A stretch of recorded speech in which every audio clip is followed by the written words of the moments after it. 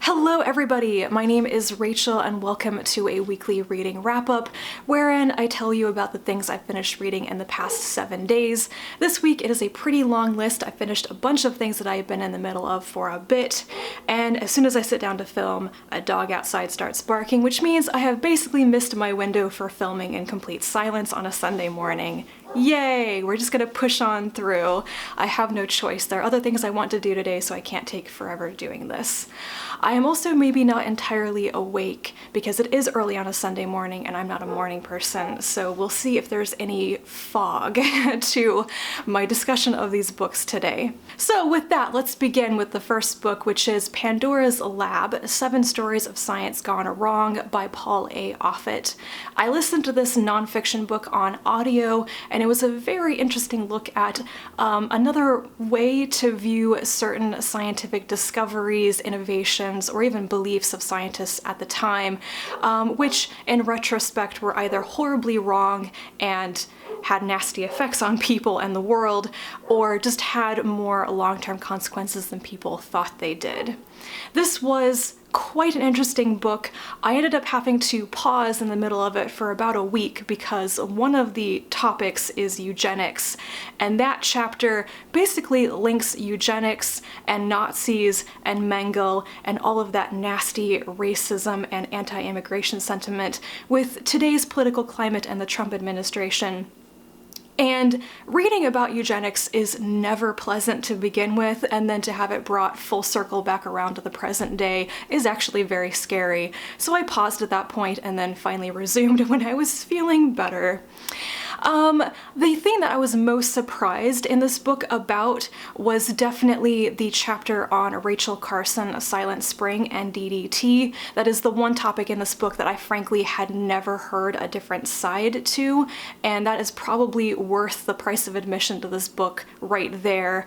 Yeah, most people haven't heard the other side of Silent Spring, basically. It covers other things as well, like lobotomies, which obviously were bad. And overall, I just thought it made some really good points. It was organized and explained well. The only thing I might fault it for is being a bit heavy on the moralizing. I think any intelligent reader who picks this up because they're interested in it is going to get the moral of each story quite easily, but Offit does repeat things somewhat. Not a huge flaw in the book by any means, but it might irritate some people who are like, I get the point, you don't have to keep telling me over and over again this was bad. Definitely one I would recommend if you're interested in science and exploring the fact that science isn't uniformly positive or beneficial all the time. It can be just as flawed as the people who do it. Next up, I finished The Game by Laurie R. King. This is the 7th mystery novel in this series about Mary Russell and Sherlock Holmes.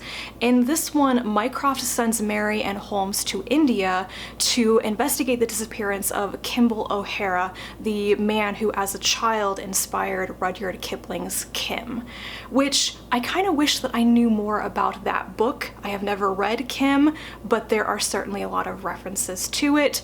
Even after finishing this book, I haven't looked up whether Kimball O'Hara was a real person or not, but I wouldn't be surprised at all if he was. I don't know. I gotta go look that up. I have noticed that I have a recurring problem that I can now predict with this series.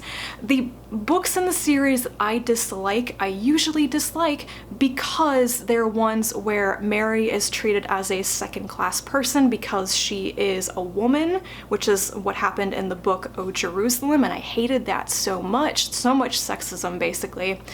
Or, as in the case of this book, she is clearly the junior partner in working with Holmes, and even though she's set up in this series to be intellectually on par with him and to have many of the same observational skills as Holmes, she's still continually kind of treated like his apprentice, which is true. She started out that way. I mean, the first book is called The Beekeeper's Apprentice, but at this point in their relationship and how many years they've been working together, it starts to grate somewhat that Mary is still being treated as the person who she's not going to get all the answers right away. People even like Holmes aren't going to tell her things right away, and she has to learn and cram all this knowledge beforehand.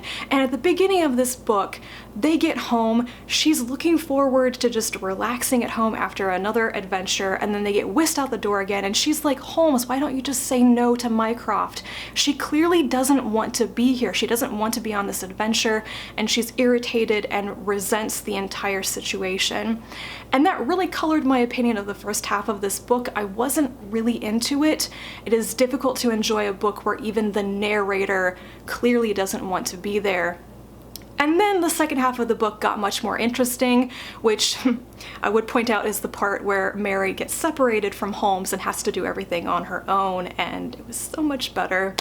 When I got to the end of it, I thought in general it was a good book, but not the most interesting of plots, and what I mostly want to do is continue reading to find out if things change and if Mary and Holmes maybe reject some of Mycroft's requests and such. I really want to know if it's going to continue this way or not. So basically, my feelings on this one averaged out to about a 3-star rating.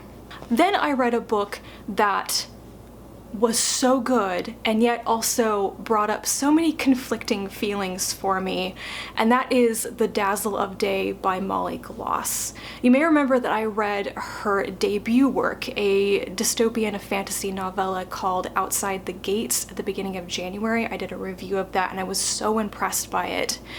The Dazzle of Day is her science fiction novel, and it was so touching to read. It's been a while since I read a book that just stirred up my emotions so much.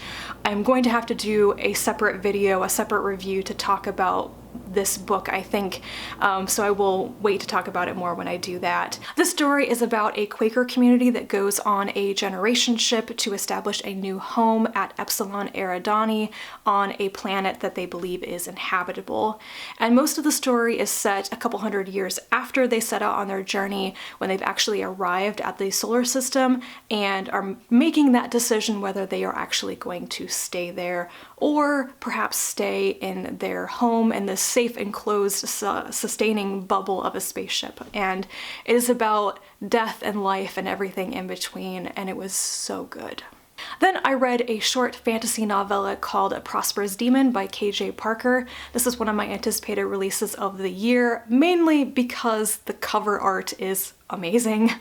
I love the cover of this novella so much. I've also enjoyed previous novellas by K.J. Parker and kind of knew what I was getting into. All the ones I've read before by him have basically had unreliable and unlikable narrators, and that is pretty much what you get in this story as well. It's about a man who has the ability to exorcise demons, and he has an ongoing relationship with a particular demon that he keeps booting out of people, and he encounters it again, but also encounters another new to him demon that is inhabiting basically this world's version of Leonardo da Vinci. And he has to get the demon out and doesn't really care what collateral damage he leaves behind. The narrator of this is possibly just a pure sociopath and is unapologetic about that.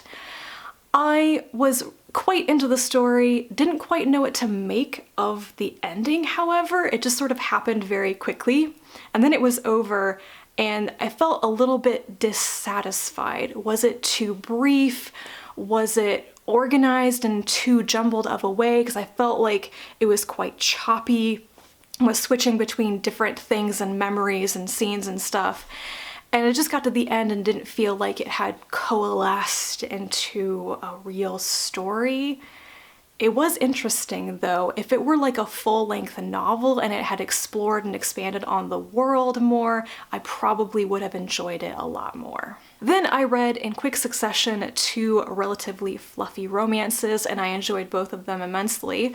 The first is Band A Sinister by K.J. Charles, which is set in the Regency era, and this is a male-male historical romance about a young man and his sister who kind of have, not exactly a feud, but there's kind of bad blood between them and the Rookwood family, and Philip Rookwood, the sole member of that family and lord of it, they don't like him. But they get thrown together when the main character's sister breaks her leg terribly on the man's property. They're forced to stay in his house for some time while she recovers, and people fall in love. Multiple people fall in love. There's a secondary male-female romance as well, which I would have loved to have seen more of.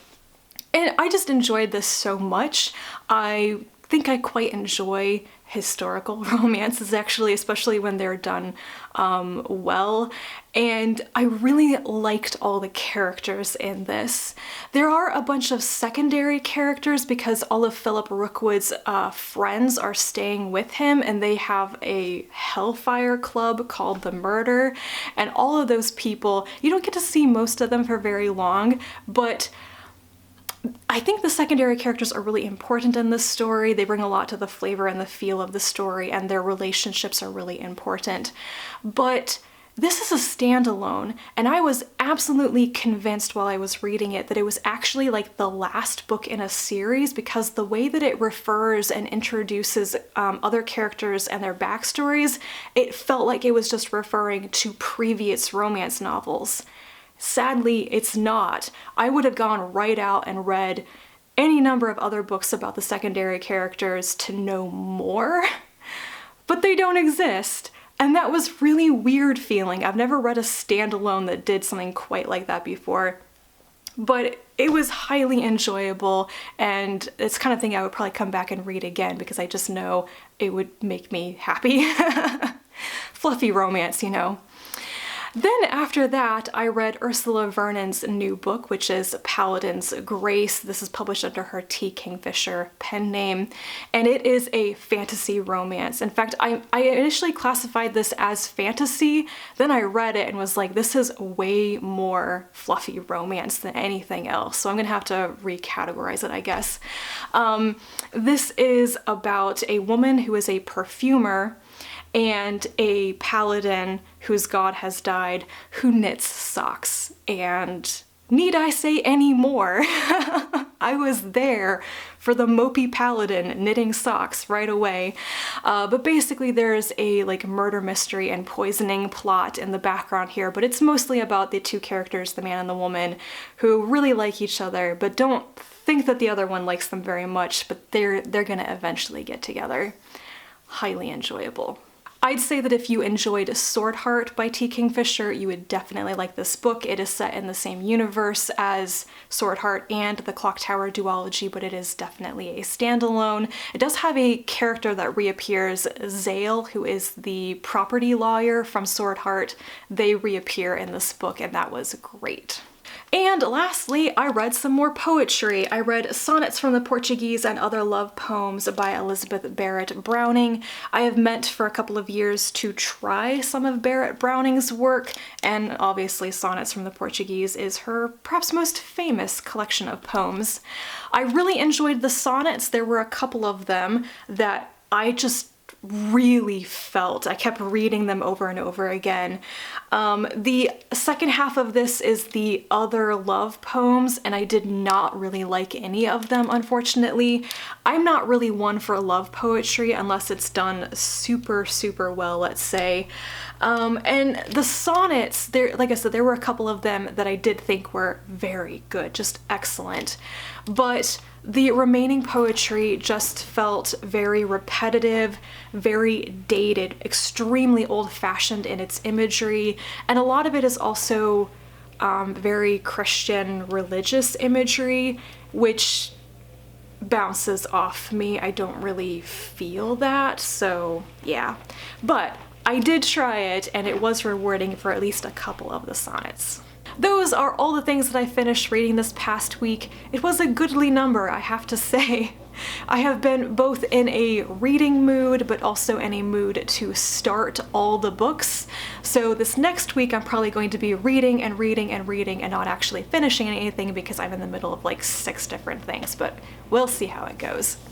Anyway, let me know if you have read or if you want to read any of the books that I talked about today. Leave me a comment down below. Thank you so much for watching as always, and I will talk to you again very soon, and until then, Bye.